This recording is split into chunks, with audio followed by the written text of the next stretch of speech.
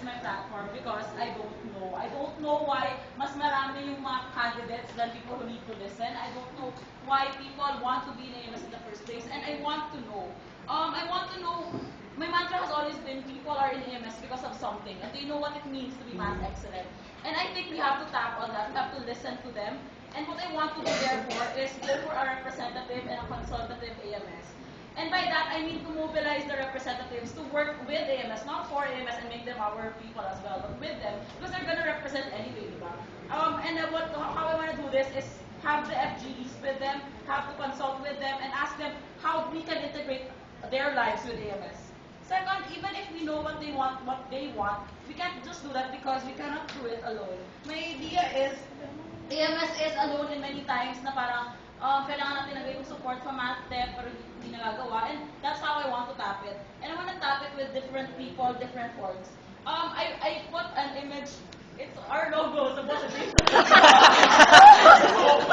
Flower instead because I couldn't do it. But anyway, I want to paint a flower because first I want to limit with our relationships. Like we don't limit with SCC. Kung meron man, go for performing arts, whatever. And flower kasi image, we have to protect our image, and that's what I'm gonna do as we externalize.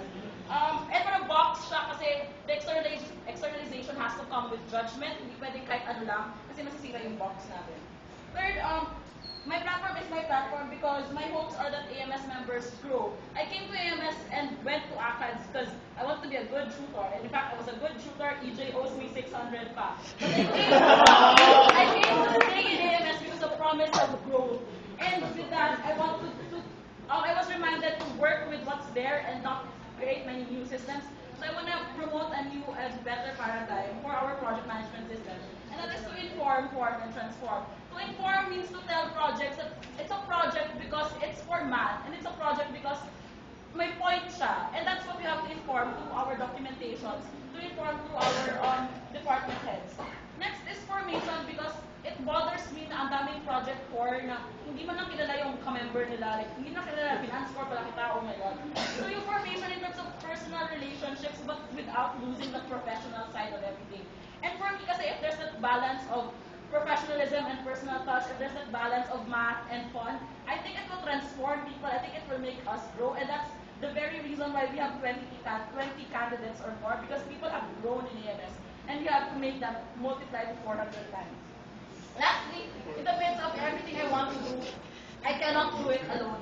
And that is why I really want to focus on making the Execom synergized and visible. Synergized as in, kasi first and foremost, may mga efforts kasi talaga na pwede namang i-address ng membrel eh. For example, if problemado kami ni Gear, problemado kami na hindi nagre-relate yung members natin, then why can't membrel apply their systems to MA and to academics as well? For me, to synergize means to yung minimum activity, maximum impact na kung kayang i-address ni officer na ito, apply na lang sa department nyo and boom. And for me to be visible means to put the Execom out there, to put them in the perfect position to give people feedback and all. Lastly, I tell you why I want to do it, because I want you to understand what I want for AMS. And I don't want people to vote because you'd rather have me or someone than no one.